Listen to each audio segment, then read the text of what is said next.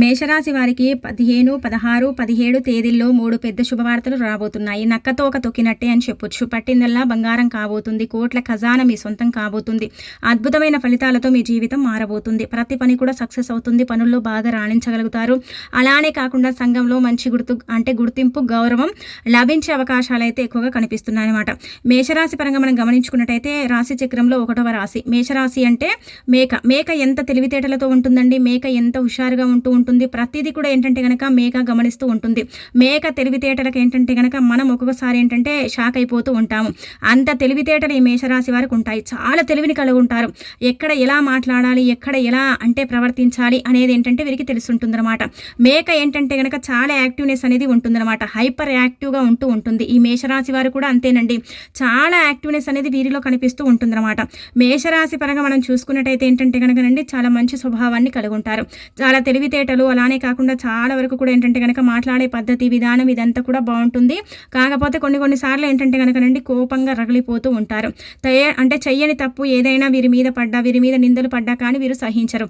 కోపం అధికంగా ఉంటుంది. కాబట్టి కొన్ని సందర్భాలలో ఏంటంటే కొంచెం ఇబ్బందికరంగా ఉంటుంది. కొంతమందికి ఏంటంటే కనుక వీరు మాట్లాడే పద్ధతి అనేది నచ్చదని చెప్పొచ్చు. అంటే చాలామంది కూడా ఏంటంటే కనుకనండి వీరు మాట్లాడే విధానం కావచ్చు, ఉండే విధానాన్ని ఇష్టపడుతూ ఉంటారు. చాలామంది కూడా వీరితో స్నేహం చేయాలని కోరుకుంటూ ఉంటారు. మేషరాశి వారు ఏంటంటే కనుక మంచి మనసును కలిగి ఉంటారండి. హెల్పింగ్ నేచర్ వ్యక్తులతో పాటు ఏంటంటే మనసు అనేది చాలా సున్నితం అనమాట. ఏదన్నా అంటే ఎవరైనా సరేనండి పడరండి. ఒకవేళ చెప్పాలంటే కనుక ఒక రకంగా ఏడుస్తూ ఉంటారు. ఎవరైనా అనరాని మాటలన్నా సరేనండి దుఃఖిస్తూ ఉంటారు. కానీ ఈ దుఃఖం వీరి వల్లనే అని చెప్పరనమాట. లోలోనే ఏంటంటే దుఃఖిస్తూ ఉంటారు. మేషరాశి వారు ఏంటంటే కనుక కుళ్ళు కుతంత్రాలు కాకుండా అందరూ బాగుండాలి, అందరిలో మనం ఉండాలి అని కోరుకునే రకం. పెద్దగా మనం ఏంటంటే కనుక ఎదగలేకపోయినా పర్వాలేదు, ఉన్నంతలో సంతోషంగా ఉండాలి, సంతోషంగా అంటే బ్రతకాలి. ఉన్న 4 రోజులు కూడా ఏంటంటే కనుక హ్యాపీనెస్గా ఉండాలి, కొంచెం ఎంజాయ్ చేయాలి లైఫ్ని అన్నట్టుగా ఉంటూ ఉంటారు. అంటే సంపాదించరని కాదు, సంపాదిస్తారు కానీ సంపాదించిన దాంట్లో తృప్తిగా ఉండాలి. ఒక ముద్ద కారంతో తిన్నా పర్వాలేదు కానీ అందులో కూడా మనం తృప్తిగా ఉండాలని కోరుకునే రకం ఈ మేషరాశి వారని చెప్పొచ్చు. మేషరాశి వారు ఏంటంటే కనుకనండి చాలా మంచి అంటే స్వభావాన్ని కలిగి ఉంటారు. అలానే కాకుండా కొంచెం పొదుపు మనసులు అని చెప్పొచ్చు. అంటే పొదుపు చేస్తూ ఉంటారు. పొదుపుకు చాలా ప్రాధాన్యత ఇస్తూ ఉంటారనమాట. అలానే ఏంటంటే కనుకనండి వీరు చాలా వరకు కూడా ఏంటంటే కనుక వాళ్ళు అలా చేశారు, వీళ్ళు ఇలా చేశారు, వీళ్ళు అలా ఎదుగుతున్నారు, మేము ఎదగలేకపోతున్నాం, మేము ఏం చేయలేకపోతున్నాం అన్నట్టుగా కాకుండా ఏంటంటే కనుక ఎవరు ఏం చేసినా భగవంతుడు మన రాతలు ఎంతైతే ఇస్తాడో అంతే మనం ఎదగగలుగుతామని భావించుకుంటూ ఉంటారనమాట. మేషరాశి వారు ఏంటంటే కనుకనండి పనులలో చాలా బాగా రాణించగలుగుతారు. పనుల పరంగా వీరికి ఏంటంటే కనుక మంచి గుర్తింపు అనేది ఉంటుందన్నమాట. ఒక్కసారి పనిని మొదలు పెడితే ఆ పని మధ్యలో ఆపకుండా నాన్ స్టాప్గా పని చేస్తూ ఉంటారు. తిండి తిప్పలు లేకపోయినా పర్వాలేదు కానీ పనులు మాత్రం ఖచ్చితంగా చేస్తూ ఉంటారని చెప్పొచ్చు. అలానే కాకుండా ఒకసారి ఏదైనా పనిని మొదలు పెడితే ఆ పని అయిపోయిన దాకా దాని వెంటనే ఉంటూ ఉంటారండి. ఆ పని ఇంకా కంప్లీట్ చేయాలి. ఎంత రాత్రైనా సరే ఆ పనిని కంప్లీట్ చేసిన తర్వాత ఏంటంటే కనుక మిగతా పనిని చేయాలి. అలాంటి పట్టుదలతో ఉంటారండి. పట్టుదల వ్యక్తులు అనమాట. ఏదైనా మొదలు పెడితే మాత్రం అసలు దాన్ని వదిలేయరనమాట. వదిలేయకుండా ఆ పనిని ఏంటంటే కనుక అలాగే లాక్కుంటూ పోతారు. కానీ ఖచ్చితంగా సక్సెస్ని చూస్తారండి. సక్సెస్ని చూడాలని కోరుకుంటూ ఉంటారు. ఎప్పుడు కూడా ఏంటంటే కనుక అన్సక్సెస్ కాకుండా సక్సెస్నే చూడాలి, సక్సెస్నే కోరుకునే రాశి మేషరాశి. అలానే కాకుండా మంచి మనసు, మంచి మనస్తత్వం ఉంటుంది కాబట్టి భగవంతుడి అనుగ్రహం ఉంటుంది. కాకపోతే కొంతమంది ఏంటంటే కనుక చూసి ఓర్వలేక వీరి మీద కుళ్ళు కుతంత్రాలతో రగిలిపోతూ ఉంటారు. కుళ్ళు కుతంత్రం వల్ల ఏంటంటే కనుక వీరు ఎక్కడ కూడా ఫీల్ కారండి. వాళ్ళు అదన్నారు ఇదన్నారు కాకుండా ఎవ్వరు ఏమైనా అనుకోండి, మా బ్రతుకులు మేము బ్రతుకుతాం, మేము ఎలాగైతే ఉన్నామో అలాగే ఉంటాము. ఈ రోజు డబ్బు ఉందని మేము ఎగసిపడము, లేదని ఏంటంటే కనుక గమ్మునైపోము. రోజు ఎలాగైతే ఉంటామో అలాగే ఉంటాము. ఉన్నా ఒకే రకంగా, లేకపోయినా ఒకే రకంగా అన్నట్టుగా ఉంటూ ఉంటారు. లేకపోతే నలుగురికి పెట్టే రకం కానీ ఎవరి దగ్గర కూడా అండి చెయ్యి చాచి అడిగే రకం అయితే కాదు. అంటే చూడటానికి చాలా కమ్మునుంటారు కానీ తెలివితేటలు అధికంగా ఉంటాయి. మనసులో అంటే బాధ ఉన్నప్పుడు కూడా బయటికి చెప్పుకోరు. చుట్టుపక్కల చాలా మంది ఉంటారు కానీ ఎవరు లేని ఫీలింగ్తో బాధపడిపోతూ ఉంటారు. ఎంతమంది ఉన్నా కానీ నా వాళ్ళు లేరే అన్నట్టు ఏంటంటే కనుక ఒంటరితనాన్ని ఎక్కువగా ఫీల్ అయిపోతూ ఉంటారు. కానీ కొంతమంది ఏంటంటే కనుకనండి వీరిని ద్వేషించడం, వీరిపై నిందలు వేయటం, వీరు చెయ్యని తప్పుకి ఏంటంటే కనుక వారిని అంటే శిక్షించడం ఇలా చేస్తూ ఉంటారు. మేషరాశి వారు మంచి మనస్తత్వాన్ని కలిగి ఉంటారు. చాలా వరకు కూడా అండి హెల్పింగ్ నేచర్ వ్యక్తులు కాబట్టి ఫ్రెండ్స్లో కావచ్చు, బంధువర్గంలో కావచ్చు చాలా వరకు కూడా హెల్ప్ చేస్తారండి. హెల్ప్ చేసిన తర్వాత ఏంటంటే కనుక వీళ్ళు ఏంటంటే వాళ్ళ నుంచి హెల్ప్ అంటే తీసుకొని లైఫ్లో ఎదిగి ఆ తర్వాత వీరిని ద్వేషించడం, దూరం పెట్టడం చేస్తూ ఉంటారు. పెడితే ఏంటంటే కనుక మంచివారు, పెట్టకపోతే మేషరాశి వారు చెడ్డవారు అనమాట. అలా ఏంటంటే కనుక చూస్తూ ఉంటారు. వీరి చుట్టుపక్కల ఉండేవాళ్ళు గమనిస్తూ ఉంటారనమాట. అందుకే ఎవరితో ఎంతలు ఉండాలో అంతలే ఉండండి, ఎవరికి ఎంత చెప్పాలో అంతే చెప్పండి. పర్సనల్ విషయాలు మన పర్సనల్ వ్యక్తులని మనం చెబుతాం కానీ మన పర్సనల్ వాళ్ళు ఎవ్వరు కాడు. ఒక్కొక్కసారి సమయం పడితే మన తోబుట్టులే మన వాళ్ళు కాకుండా లేకుండా పోతారండి. కాబట్టి ఏంటంటే ఎవరితో ఎంతలా ఉండాలో అంతలనే ఉండండి. కానీ ఈ రోజుల్లో ఏంటంటే గనక ఎవరిని నమ్మకూడదండి. గుడ్డిగా నమ్మిన వాళ్ళు ఏంటంటే మనల్ని మోసం చేస్తారు. మన వాళ్ళు ఎప్పుడు కూడా పరాయి వాళ్ళే అని మీరు గుర్తుపెట్టుకోండి. మన వాళ్ళు ఎప్పుడు కూడా పరాయి వాళ్ళే. ఎందుకంటే మేషరాశి వాళ్ళు మన వాళ్ళే కదా, మనకే సపోర్ట్ చేస్తారు కదా అన్నట్టుగా ఏంటంటే గనక అధికంగా ఏంటంటే వారిపై నమ్మకం పెట్టుకుంటారు. కానీ ఆ నమ్మిన వ్యక్తులు వీళ్ళని నిండా ముంచిపోతూ ఉంటారండి. కాబట్టి ఇది మాత్రం గమనించుకోండి. ఇక అలానే కాకుండా ఏంటంటే మధ్యవర్తిత్వంగా మీరు ఎవరిని అప్పు ఇప్పియడం కానీ లేదంటే గనక మధ్యవర్తులుగా ఉండి ఎవరికైనా సరే సహాయం చేయడం కానీ చెయ్యకండి.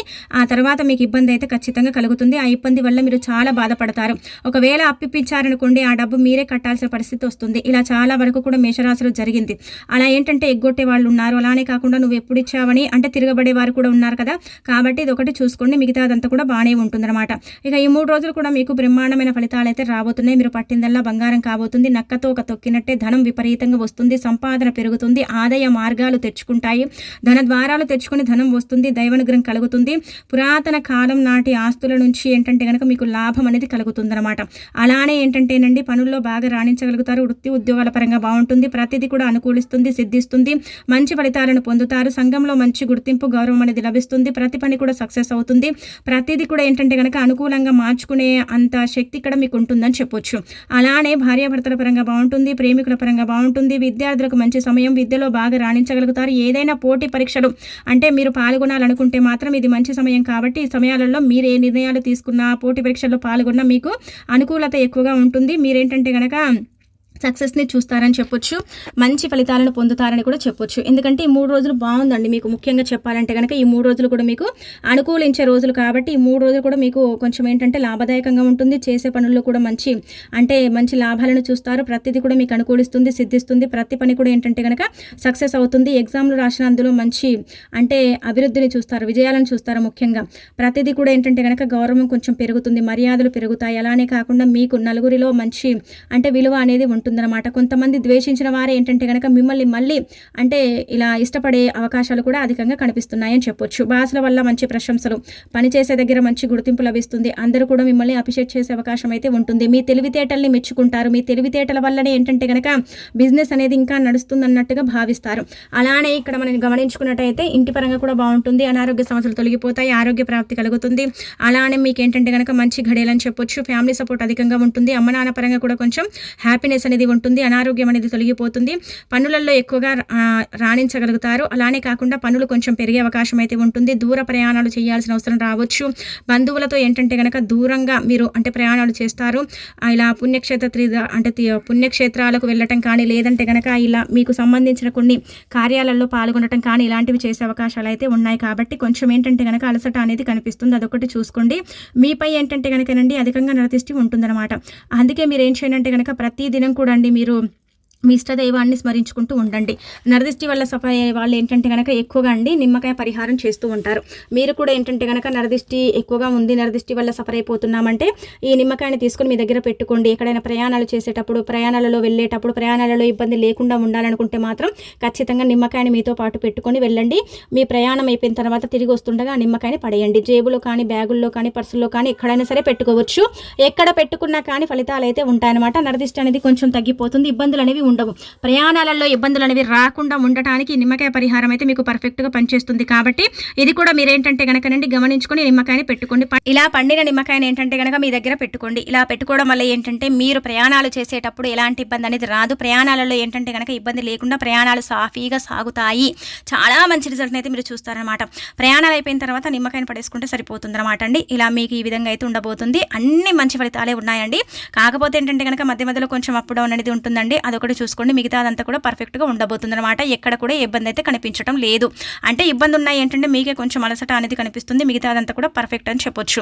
ఇక మనం చూసుకున్నట్టయితే మీకు 3 పెద్ద శుభవార్తలు రాబోతున్నాయి అన్నాం కదా. ఆ శుభవార్తలలో మొదటి శుభవార్త ఏంటంటే కనుక సంతానానికి సంబంధించిన వార్త అయితే రాబోతుంది. 3 రోజులలో గుడ్ న్యూస్ని వింటారు. ఏంటంటే కనుక సంతానానికి సంబంధించి చాలా రోజుల నుంచి కూడా మీరు ఏంటంటే కనుకండి ఇలా వేచి ఉన్నారు కదా. సంతానం కలగటం లేదు. సంతానం కలిగినా కానీ మాకైతే ఇబ్బంది అయితే కలుగుతుందండి. సంతాన పరంగా మేము చాలా రోజుల నుంచి కూడా ఏంటంటే కనుక భగవంతుణ్ణి వేడుకుంటున్నాం, భగవంతుణ్ణి పూజిస్తున్నాం.